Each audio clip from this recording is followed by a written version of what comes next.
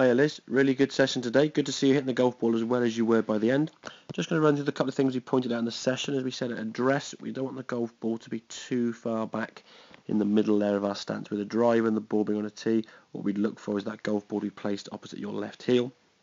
That will help us get the correct angle of attack and get the golf ball basically going up in the air on a higher flight as opposed to sort of a really low one along the ground and thus losing distance. So once your setup was better, what we want to try to do is maintain this width through the golf ball. As we come back, we're making a nice backswing, taking the club a bit more around our body as we said, so we're thinking a nice big circle and then coming right the way through now with a full extension as we can see after impact there. You're keeping the width now in this swing, lovely strike as we can see, and your arms now fully extending through to the target and then right the way up towards that left shoulder. In comparison to that on the left hand side, now we can see the club when it goes back, quite a sort of a lift in the backswing, and as we come down now as the golf ball, everything all very narrow, hands and arms very close to the body, not much extension or width as we can see in that golf swing. So as we said, just imagine, think about creating a big circle around the golf ball.